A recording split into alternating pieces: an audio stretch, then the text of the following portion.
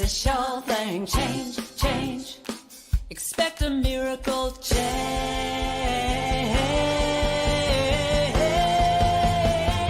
Watch me change when you change the way you look at things. The things you look at change. When you change the way you look at things, the things you look at change. When you change the way you look at things, the things you look at change. When you change the way you look at things, the things you look at change. Now do do do do do do change. Do do do do do change. Do do do do do change. Do do do do. Good morning, good afternoon, good evening from wherever you're coming to us from today. I am so excited to be here with you. My name is Cheryl Rogers and I co-host the Spirit Cafe show, with Barbara Schreiner-Trudell, who sends her love and apologizes that she's not able to be here today. But I've been away for 3 weeks, so I'm really excited to be back with you. And we have an awesome show again today for you. So before we carry on, I would just like to acknowledge that I am honored to work, live, and play on the historical and traditional territory of many Indigenous nations across Canada. And I acknowledge the diversity across Turtle Island. By making this acknowledgement, we strive to be allies and an active part in reconciliation, the history, and the unique Indigenous heritage of our First People. And I am grateful. So today we have Cylvia Hayes, an amazing, wonderful woman who I'm not going to actually read a bio or give you a bio of, but let you know that I met her first at a Unity convention.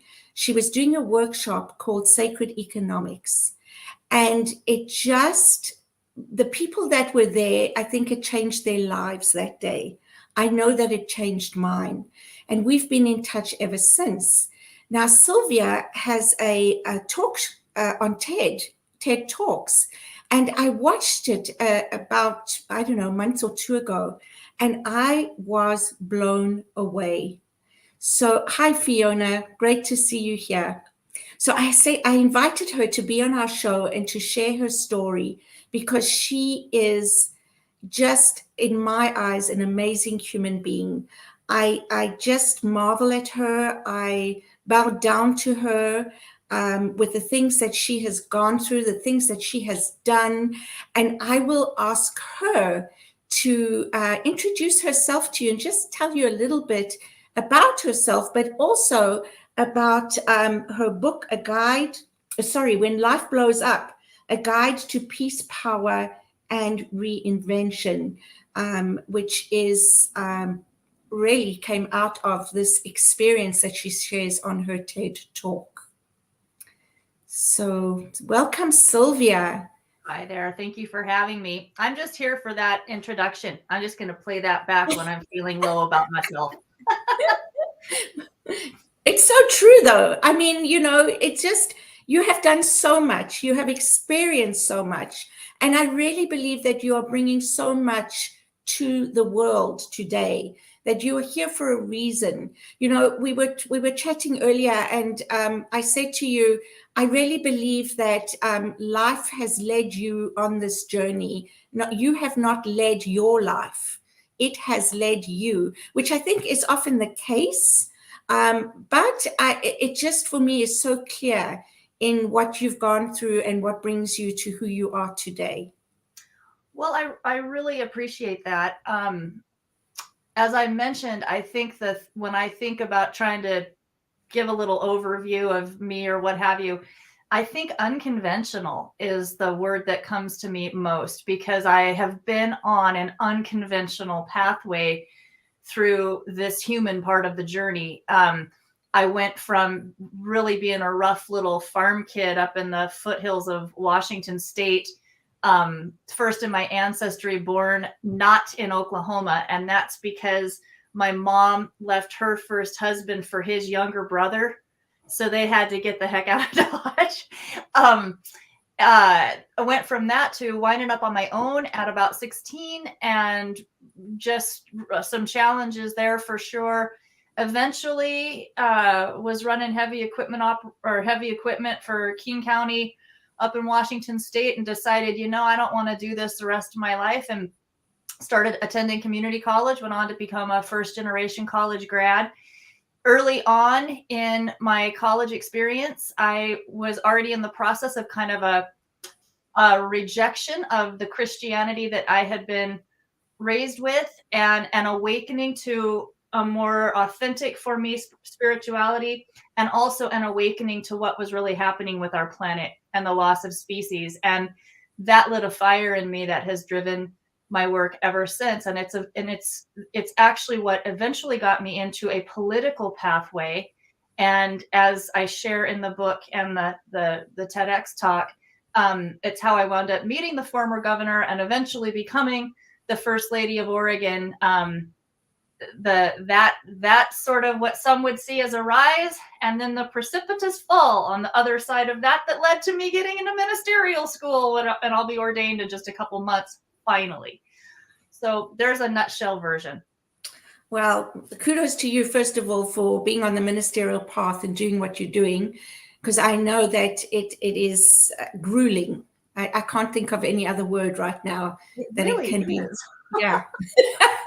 It is surprisingly grueling. Yeah. But just hearing that snapshot, of your life, to me, speaks to the volume of things you've experienced, that you bring from your experience to us. As you said, basically the rise and then the fall. Mm-hmm. So let's talk about that. Let's hear from you. And I know it can be difficult to, bring it up again and talk about it again, even though you've done it so many times. You've written it in a book. You've shared it. I think from me, my point of view, when I was watching your TED Talk, I thought to myself, the fact that you are who you are today and how you present is something I marvel at, because I think that what you went through could have destroyed many people, and you chose not to let it. You chose a different path. And so that speaks to your essence, the essence of who you are. I appreciate that. As I was sharing, for the rest of the audience, as I was sharing with Cheryl as we were waiting for the show to go live, I haven't actually spoken about this in quite a while. I mean, so let's see, it was 2014 when all of this took place. And it was front and center for me for a while, and the book and all of that. And then I was speaking about it quite a bit. But the last few years, it hasn't been at the forefront. And even as I'm hearing you talk about it, I can feel it in my stomach. Mm-hmm. I can feel it. So what happened was in October of 2014, I was serving as First Lady of Oregon, partner to the longstanding governor of Oregon, who was running for re-election, and a reporter who had been trying to get at me for years. He had tried to create a scandal around me when we ran in 2010, and that hadn't gone anywhere. But this time, he had dug up that I had been involved in a green card marriage. This was many years prior, a green card marriage, and also that I had been peripherally involved in a planned, but then I backed out of it, at the time, illegal marijuana growing operation. it was an 18-month period of my life that felt and feels very anomalous to me. I went down a path that really was not who I was. And it was a path based in scarcity, to be honest. The green card marriage was money to get myself through college, and also to keep the fellow who had already been here as a student for 6 or 7 years. He was able to stay here and continue studying, had a full ride scholarship riding upon that. So that got dug up, and that was used by our political opponents and conservative media to create a campaign of false allegations that the governor and I had misused our public positions for personal gain. And overnight, the enormity of it was incredible. Overnight, I was on every headline. CNN, MSNBC made it into the tabloids in Europe. It was just unbelievable. It was life blowing up. And it also blew up the life of the people I love most in the world. It just created such a mess. And the mistake, I feel, was getting into such a high profile position without being completely transparent about my past. And that wasn't an intentional thing. I had really compartmentalized that 18-month period. When that reporter was coming after me in 2010, there wasn't one time when I thought, oh my God, they're going to find the green card marriage. I mean, I just didn't think about it. And that blind spot created incredible havoc. And that started what led to John won re-election anyway, but resigned a couple months later due to the ongoing public pressure, media pressure. I knew then that was going to be, I felt that was a mistake. And I knew then that was going to really be a very damaging thing for him. It was incredibly hard to watch.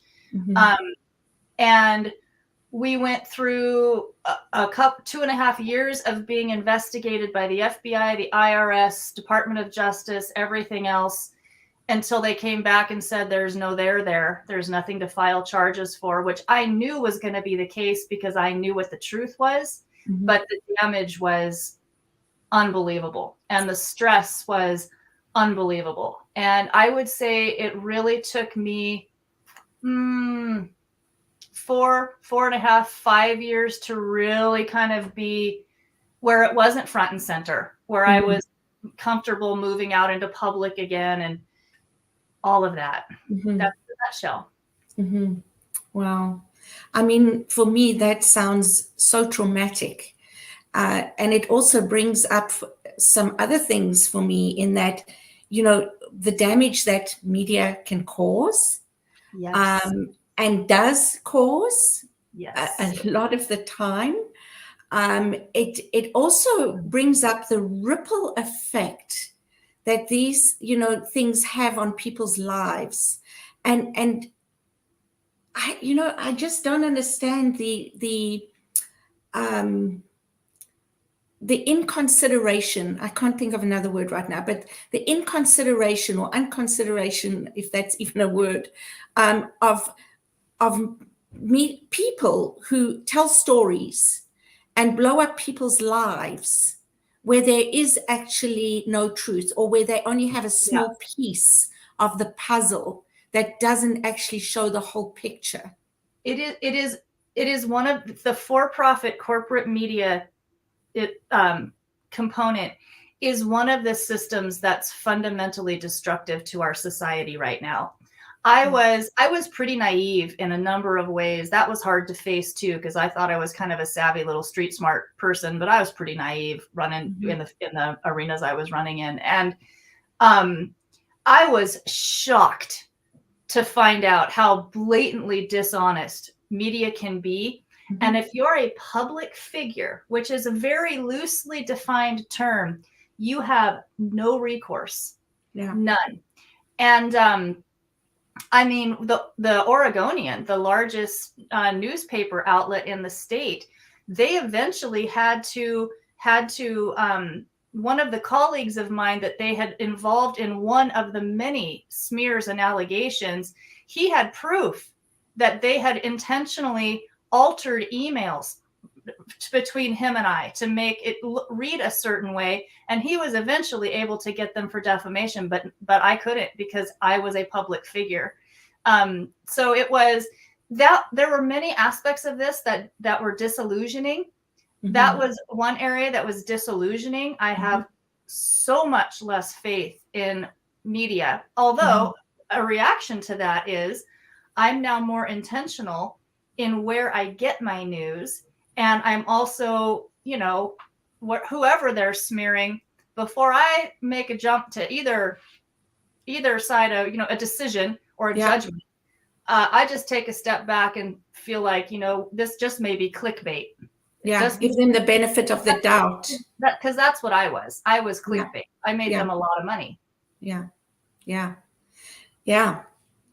That's something that I think the majority of us don't really realize or recognize, is how much is really truthful in the media and how much is a spin-off to get more readership, to do damage to political parties, to political, public figures, et cetera. And that actually brings up a thought that I had during the elections, any election really, is how the media sways people to vote. And so we think that we have control, that we live in a democracy, and that we have choices, not control. The word is choice. I really don't believe that anymore. I believe that we are so conditioned and so swayed by the media that we don't even realize that we are making decisions and choices that are not our own. I call it programming.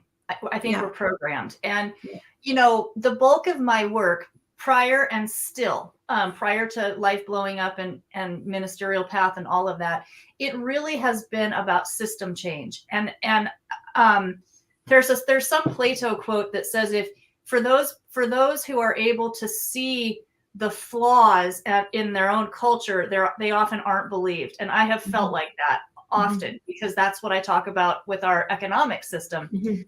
But another one of these systems or interacting systems in our culture, what I like to do is bring up people so that they can question some of the assumptions that are governing our society right now. Yeah. And one of those interconnected areas is the relationship between a two-party system and for-profit corporate media, and basically unlimited money in electoral campaigns. I believe if America ever wants to get to the point where it can govern itself again, we're going to have to evolve past a two-party system.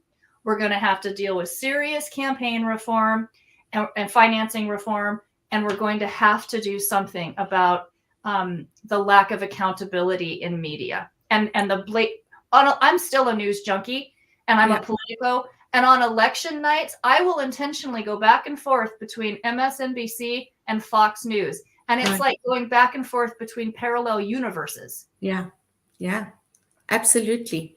Again, it's this false illusion that we actually live in a democracy. Yeah. We actually live in a corporatocracy. Yeah. We really do. Yeah. I think that's a great word. And this is, I think this is why I'm so drawn to you, is because not only do you see these things and can you speak to them, but when you have that experience, it's at a soul level that you're able to share these discussion points. This is not just a thought or a belief. This is something that you have experienced, you have seen, and because of that experience. Yeah, I think so. I tend to say I don't know if everything happens for a purpose, but I believe we can make purpose of everything that happens. Yes. And this crazy unconventional, as I mentioned, pathway that I've been on, it does provide, as you say, some insight and some direct experiences around systems that need changing that I would not have had it not been so unconventional. And honestly, had it not been so neck deep in your word, shit. Right. We were having this conversation prior to the show, and I told a joke about that, and she said, "Yeah, you can use that word on our on our show." Absolutely, yeah. Because the reality is that I really do believe that shit becomes fertilizer. Yeah. Oh, that's great. Yes. And I don't know that anybody can speak to something unless they've really experienced it. We can have an idea of something. We can believe something, which is a thought that we just tell ourselves over and over again. That's all it is, right? Yeah. But I don't know that we can truly embody an understanding or knowledge unless we have the experience. I think that's true, at least for the really, really intense things. Like, I've never had a baby. I know that I can kind of imagine it, but though that's something that you would have to go through to really get it. Absolutely. A public shaming is at that level. You kind of have to go through it to get it, which is why I will say, I believe that now, having gone through this, I can understand much better how so many young people who wind up being shamed take their lives. Yeah. It is a prime. We were not genetically wired to be exiled from the tribe. And that usually was a death sentence for us as a species coming up on the savannah with saber-toothed tigers and things, right? I mean, it's primal. And it's a because we now have the ability for it to go viral and to be so big. It's dangerous. It is very dangerous. Yeah, I absolutely agree with you. Even just everything. Even our mental health systems, our medical systems, our political systems, everything causes some kind of I don't know. What I believe is that we do certain things and it causes harm.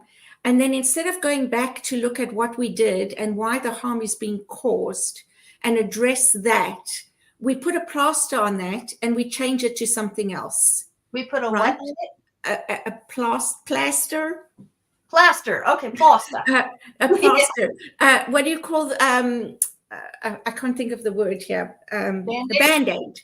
Yeah. A Band-Aid. There you go. It's my finger in my wood stove. We put a Band-Aid on it. Yeah. It's going to be a prop today. Right. Yeah. And then we just do something else. And so we build muck on muck on muck instead of going back to the cause of these issues. And so exactly what you're talking about is systemic issues that have not been addressed, that have caused the system that we live in. Yeah, absolutely. If you remember that workshop where you met me on sacred economics, one of my main points there is the importance of asking the right questions. I've heard it said, if you ask the wrong questions, the answers don't matter. Yeah. And I'll give you a great example. I'm getting ready to write a piece on this for my Transcend publication. This toxic train derailment that we are dealing with here in the United States and all of that. They're going after the railway. Sure, maybe that, great, super. They're trying to see what can we do for the local community. How do we clean it up? Great, super. Shouldn't we be asking, what exactly are we shipping and why? Why are we creating so much stuff that is so toxic in the first place? We are the only species on the planet that creates crap that the planet can't process. Yeah. To your point, we need to get to causal issues. Yeah. And I have to say, because I suspect that the bulk of this audience for Spirit Cafe is what I would I would assume most of them are more of a new thought audience. We're people who are on a spiritual pathway of intentionally questioning thinking and being more ready to unlearn programming and to question assumptions. And that is why I love having these kinds of conversations with this audience. It's why I'm on the Unity ministerial path, because I think new thought, that's a lovely sentence. I think new thought has a tremendous role to play in moving us through this human predicament that we've created. Yeah, I absolutely agree with you. I think it's a very appropriate time to share your joke. Okay. All right, cool. I am actually a spiritual leader at Unity Spiritual Community Central Oregon, and I regularly am one of the Sunday speakers, and I love going to a spiritual community where I can tell a joke like this. So these three guys, they pass over, and they've died, and they wind up in purgatory, and they're very confused and freaked out. And their version of purgatory is they are all up to their chins in shit. And they can't believe it. And they're wading around and trying to figure out what's going to happen. And they come across this guy who seems pretty relaxed, pretty resigned. He's clearly been there for a while. And they're just beginning to kind of ask him what's going on. And in the distance, they hear, woo! And they see this big spray of shit go flying across the horizon. And then they notice it's a boat coming. And there's a guy back there, and he's just laying it over water skiing. Woo-hoo! Woo-hoo! And he goes flying past him, sprays it up on him. The guy that's been there a long time, he looks over and says, "That's the dude from Unity." I just love it. And because of what you said earlier, when I tell that again, I will add in, because shit becomes fertilizer. Yeah. Right? And exactly. And the guy from Unity has risen above the shit. That's exactly right. Right? That's exactly right. Exactly. Yeah. That's what I love about that joke. Absolutely. And I mean, Unity is one of, a few new thought movements. There's Center for Spiritual Living. There are a few others. And honestly, the basics are that we all believe the same thing. We are one, and we co-create our reality. Yeah, that's exactly right. The moving beyond a dualistic approach to spirituality has been the biggest growth pathway of my life because of what I was raised with. And it's what really, really drew me to Unity and to New Thought. Yeah, so, me too. Well, it's time for a commercial break. This is going so quickly because I could chat with you for hours. But we will be going away just for a couple of minutes and see you back soon. Okay. New Thought Media Network is on the rise. We're looking to grow with you. Do you have technical media experience or perhaps a desire to learn? Are you willing to volunteer your precious time and attention?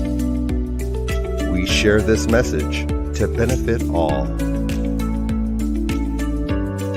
If you possess a computer with a camera and a microphone, we will share our knowledge with you.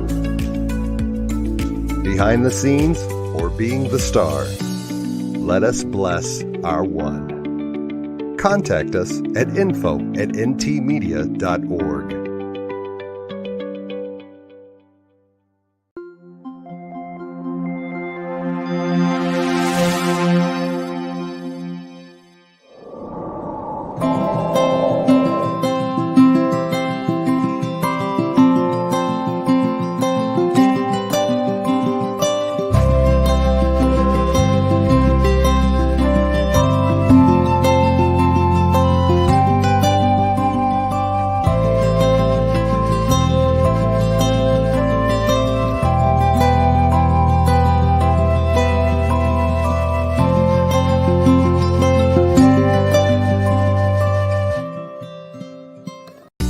Thought Media Network is on the rise.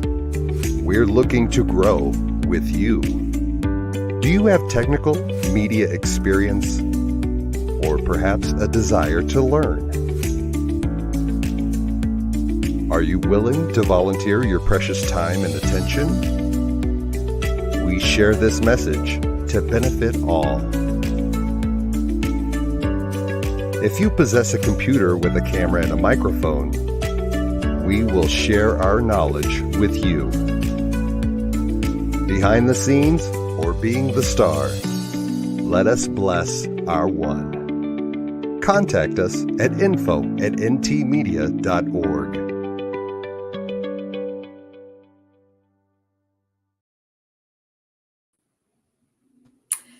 We're back. So I just want to mention New Thought Media Network again. It is a nonprofit organization supported by love offerings and donations. And we are so grateful that we can have this platform, not only to present, but to listen to great speakers, to, great shows. They have other shows every day during the week. They're prayer opportunities, meditations, just different topics of interest. So I'd encourage anybody who's interested in New Thought to take a look at what they offer at their website and perhaps make a small donation to support this ongoing work. So thank you again, Cylvia. Oh my goodness. There's so many directions that we could go in because there's so much material that not only comes out of our conversations, but from your book and from all these things that you do in your life. So I just want to say I would love to have you on more shows and talk about some of those topics, chapters even in your book as a show on their own, because I think there's so much richness there. So let's go back to that experience, and what were the things that helped you to move forward and get out of that sludge? Yeah. Well, I will tell you that I have shared this in the book. I had a long-standing, very regular meditation practice in place before this happened. And I do think it is one of the things that may have saved my life, because my mind was a wild, savage, freaked out beast during all of this. I mean, it is really difficult to describe, but I am not exaggerating when I say this. You know how sometimes you'll have a nightmare and you'll wake up and you'll be like, oh, thank God, it was just a dream. This was a period of time where I would finally be able to fall asleep. And I'm normally a world-class sleeper, but the stress was so intense, I would finally fall asleep. And when I would wake up in the morning, there'd be a moment where I went, oh God, oh no, this is actually happening. It was like waking into a nightmare. Literally, that's what it felt like. So I always tell people, if you don't have a meditation and mindfulness practice on board, start yesterday, because that was critical. I think another thing that was very critical for me, I owned that I had made a horrific and costly mistake. I had never even told John about the green card marriage. So I had to tell him on the phone that day. Again, it wasn't something that I had intentionally hidden. It just, that was terrible, because I'm really an open book. So I was able to face that, but I also knew my true north. I knew what I was about. I knew I hadn't gone, into the freaking unpaid first lady role to try to get rich. I knew that, and I knew that my intentions were sound. So journaling was tremendously cathartic for me, because that helped me to, yes, remind myself and remember my true north. And then I also really, I also very early on, I knew I needed professional therapy again, because I write about this in the book. There was a moment when I had to flee. So the whole time that I was in the first lady role, my partner and I, we've been together 20 years. We've never lived together full time. His primary home is about 3 hours from my primary home in Bend, Oregon, which is where I am now. And then we would also triangulate between the governor's residence at the Capitol in Salem. And I had been mostly based in Salem during this time. And everyone was panicked. Everyone in the administration, all the attorneys were panicked. And someone suggested that the feds might actually raid my house here, my 960 square foot house here, to get my records. And it was like, you gotta be kidding. So I fly, my car was here, my cats were here. I fly back to Bend, freaked out. And I've got a security detail behind me. I'm coming over here. Or actually, no, they brought me because my car was here. So I'm with the security guy. Get over here, panicked, just panicked, collect up my stuff. Reporters and paparazzi all around my house. I had to have my beloved neighbors help me get in and out without being ambushed. Collect up my stuff. And then I am driving. I'm driving my own little Prius car back over the mountain pass. And there was a moment, it was raining really hard. And there was the first moment where the anger, or the wound and the hurt broke through the anger. And what surprised me is when that happened, what triggered was not really all the stuff that was happening in the present. What triggered was some of the really dark things that had happened with my dad and with my family. And so, to not talk too long, I think one of the things that there was a point early on where I could have written a book titled Self-Healing Through Public Shaming, because I went back into therapy and I wound up just in divine guidance with a therapist who was very skilled in EMDR, eye movement sensitization and reprogramming. And that was transformative for me. So that's what I kind of advise. It's like mindfulness practice, whatever calms you down. My dog, getting into nature. I was afraid to go into public, but I am lucky enough to live in a place where I can get out into nature. And therapy on the front end, those were critical. All right. And journaling. Oh yeah, definitely. Yeah, getting it all out. Right. Extremely cathartic for me, always has been. Yeah. But I'm a writer, so that's a natural one for me. But and I'm super glad I journaled through this whole experience, because when I got ready to write the book, the stress had been so intense that parts of this I never would have really been able to remember. I certainly would have lost the details of some of it. So I'm glad, I'm definitely grateful for that piece as well. That's a very good point, actually. How we suppress things. And so whether you journal or write a book or whatever form it is that you're able to keep that information present, I think is actually important, not just for yourself, but for so many others, right? Yeah, for sure. Yeah. I think the other thing that's really important for my story in this is pretty early on, I really did open up to what is mine to do here, because it was such a huge mess.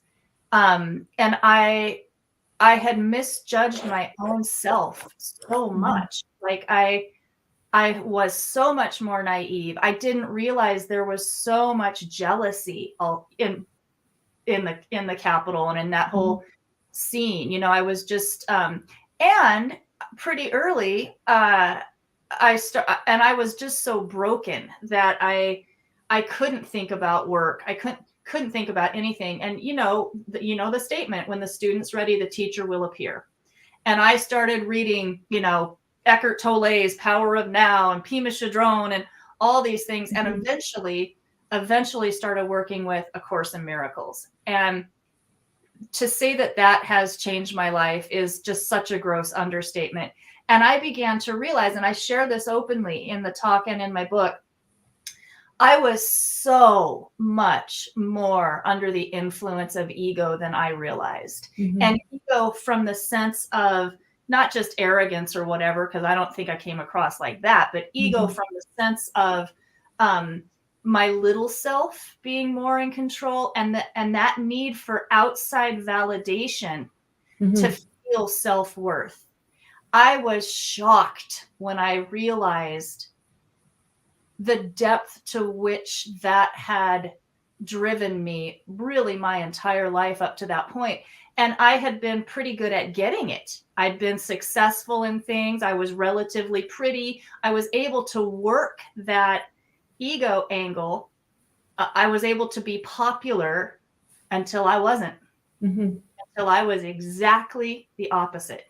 And talk about turning one's world and self-identity on their head. But I used to call this whole thing, it's been so long since I've talked about it. I used to call this whole thing the big ordeal. And I now call it the big initiation, because it broke me down and then broke me open. And I'm so much happier and more joyful. And the other fascinating thing, I know I'm rambling, I'll stop it, but the other fascinating thing about this is, as it was happening, the sense of loss was just devastating. I mean, literally, when the attorneys finally got through to me that it was going to be years, not months, but years before I was really going to be able to work in my field again, it buckled me. But as I moved through it and was doing all of this growth, I realized a whole bunch of what had been devastating to lose, I didn't actually want. A whole lot of it. That's a life lesson worth gold right there. Absolutely. I love that. The big initiation. Oh my goodness. And that's what I mean about turning things around, right?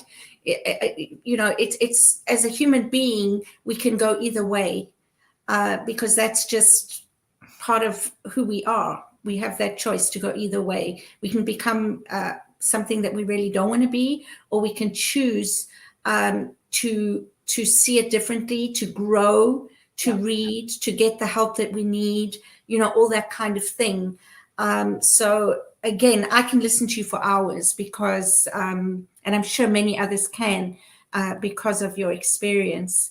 One of the things, you were talking about your ego, and it makes me think that we are all programmed that way. I believe that the reason that the state of the world is the way it is because of ego. I agree 100%. And ego for me, A Course in Miracles, I think, describes it. Its concept of ego is much deeper than what we might think of through traditional, therapy or pop culture.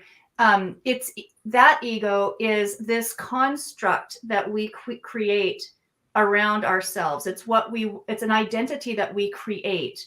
That's and it's always based in separation. And then you put that on top of the fact that we also have in the Western culture, for sure, but now it's fairly, it's global, this global crazy capitalist system that we have. And by the way, I'm not completely anti-capitalist. I'm just anti the manifestation of capitalism that we currently have.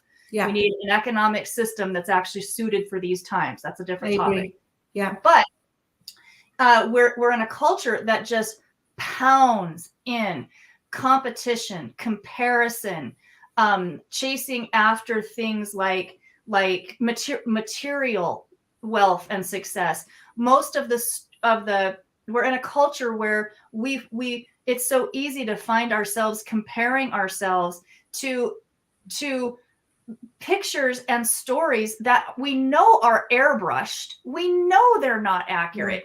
And yet it's so hard not to do that, because that sense of lack and that sense of less than is what feeds the consumption machine. It's what feeds the marketing machine. So, and those two things I think are very causal.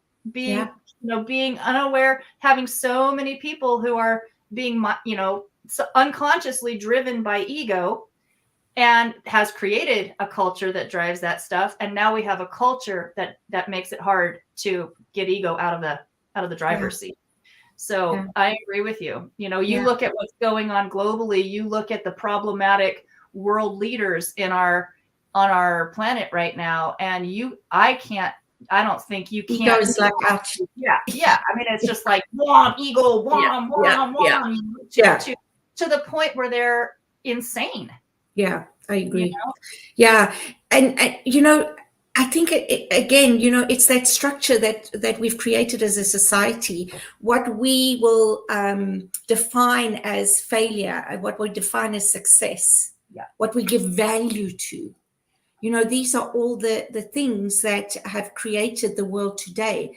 And what I love about you, Cylvia, and I'm going to say this again, I apologize for saying how much I love you all the time, but what I do love about you, first of all, is how honest you are, and the fact that you get and you're able to portray just how big of a shift we need to make to make significant change. Because I don't think people realize that.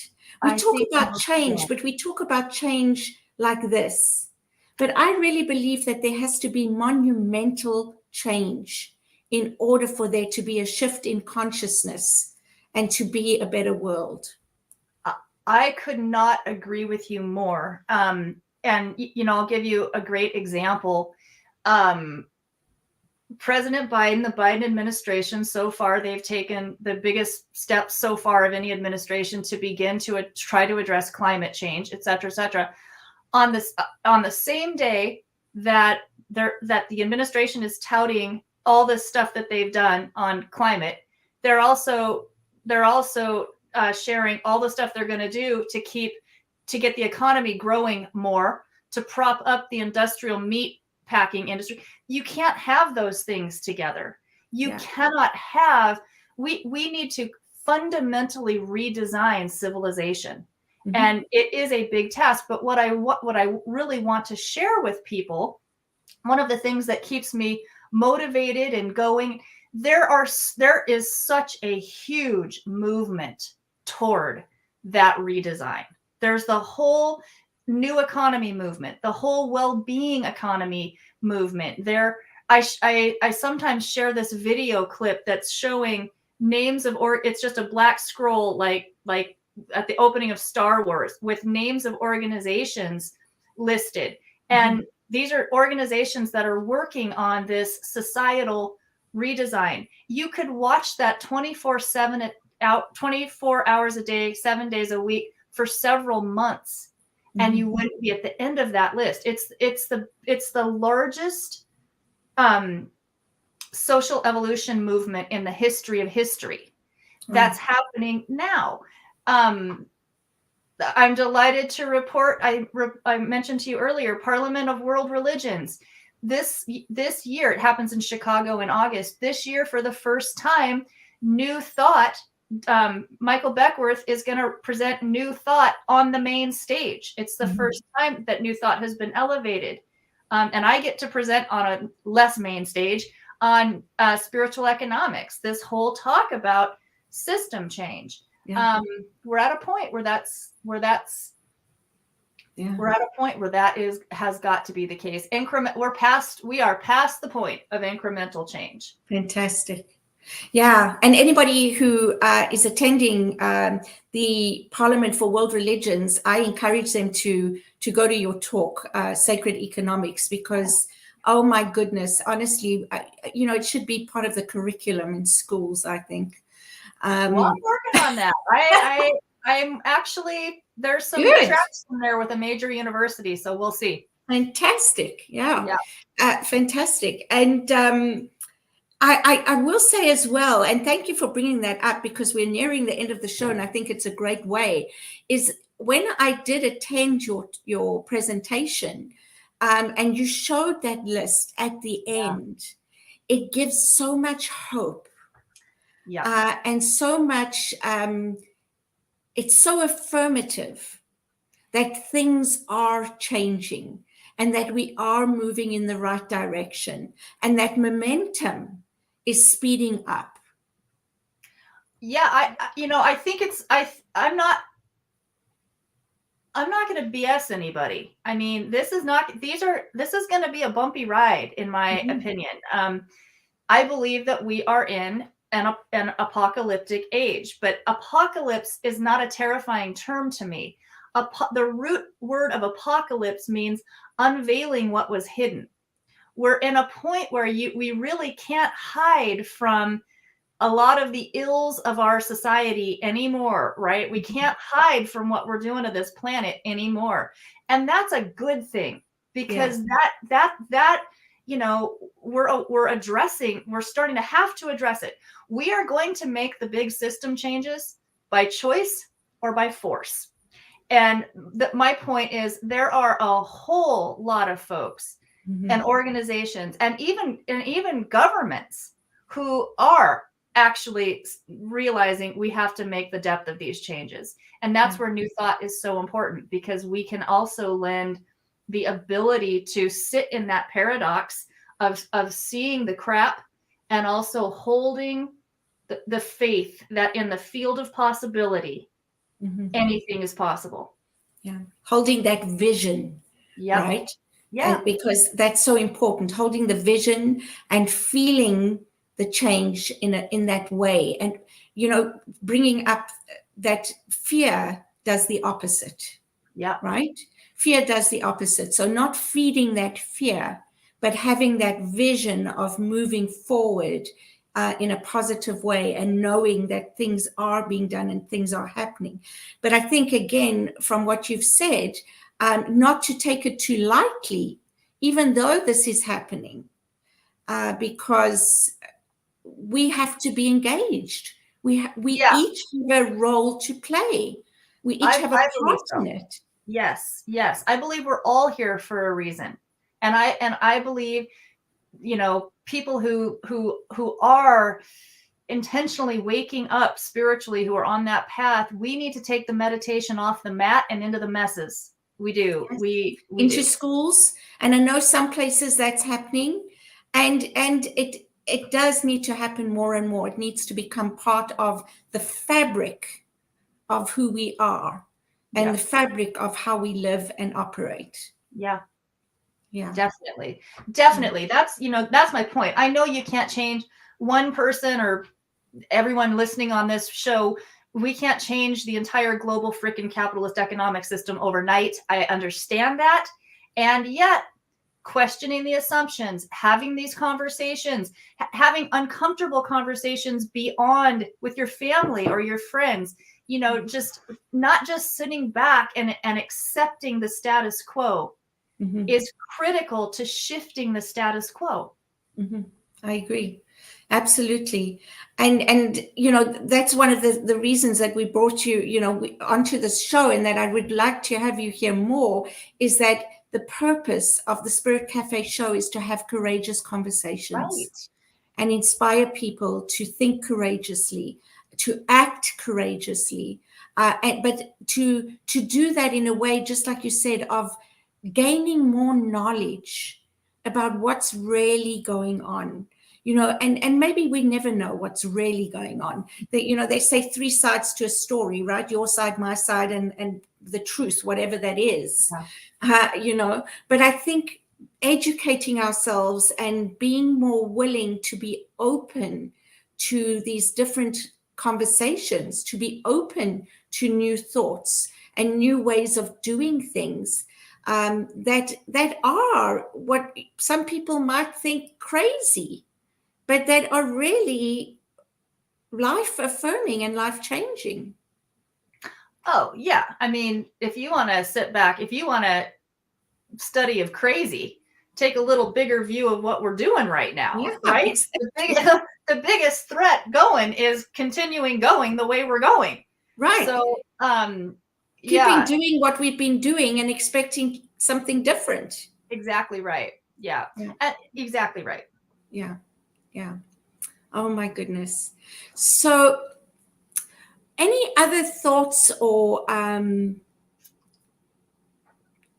just any other thoughts or suggestions that you would like to share with people who are listening to this talk, whether it be now or on YouTube later or wherever it goes and it's meant to be, it will, I certainly believe. Yeah, I think we're talking at two different levels at the same time. Clearly, we're talking about tools to help when your own personal life blows to pieces in a big way. And I think in addition to what I've already shared, I guess one of the biggest muscles that I was able to better develop from all of that personal experience was the ability to navigate fear. And the biggest piece of that for me was really it is a concept shared in A Course in Miracles, but it's the holy instant. It's coming back into the present moment, bringing your mind off the future and off the past. And something that I found over and over again useful when the fear would just grab me was asking the question, in this current moment right now, am I basically okay? Am I basically okay? And if you're listening to this talk, or if you have the ability and the time to do that, the answer has to be yes. Mm-hmm. We're not jumping out of the way of a rattlesnake. We don't have someone chasing us down the street. We're okay right now. And the more we can come back to that when we're really struggling with fear, that's a very powerful practice. Mm-hmm. Then on the other angle, on the other piece of it, which is how do we create a world that works better for all beings? I just really encourage people to get better educated about the whole new economy movement. I've got information about this. I share information on my Transcend publication. Would love to have you all subscribe to that. And also information on The Rethink, which mm-hmm. is about rethinking our norms. I hatched that nonprofit when COVID hit because I knew COVID was going to put us in an economic timeout, and pretty quickly there was going to be a clamor to let's get back to normal. Mm-hmm. Well, normal was killing us. Mm-hmm. So, getting educated about that, questioning the assumptions, and realizing that there is a big growing movement that's doing that with you. That I think I highly recommend. Beautiful. Yeah, like you said, two different levels. Yeah. And really, it takes us as individuals, one person at a time, to create the shift in the larger picture.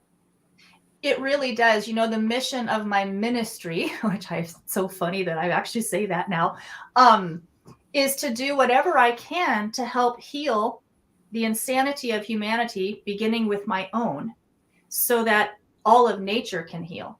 Yeah. Healing separation consciousness so that we can create a world where all beings can thrive. Absolutely. Those two things, that our human species, I don't believe our human species is the be all and end all and apart from and more important than all the other species, but we are the one making the biggest impact. So we're definitely going to need to evolve our collective consciousness mm-hmm. in order to go into a better relationship with the rest of nature and with our planet, for sure. Absolutely. What a perfect way to end today's show. Yes. Congratulations, Cynthia, on, look at your beautiful dog. This is the big dog. This is Freya, aka Lotta Dog. Oh my gosh. Is that a she or a he? It's a she. She's gorgeous. Just from seeing her little face, My little Beautiful. border collie Olive is she's in her crate right now because she'd be in here being very busy. She's my little agility dog. Yes. She'd want to be on the show. Well, Yes. again, congratulations on being ordained as a minister. I will be there to Yay. to literally and physically give you a hug and Cool. cheer you on. That will be in June at the Unity Convention. And congratulations as well on the Parliament of World Religions. You Thanks. are really a pioneer. You're leading the way.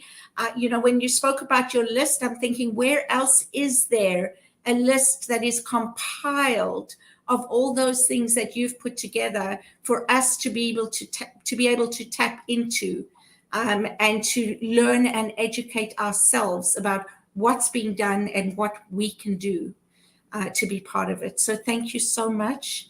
And I so look forward to having you back on this show again. Thanks for having me. Appreciate it. On behalf of everyone at New Thought Media Network, thank you for being a member of our virtual family. Your financial contributions help share the New Thought message with people from around the world. Please visit and contribute at www.ntmedia.org/donate. New Thought Media Network, come be you. And please like, share, and subscribe. Until next time, peace and blessings.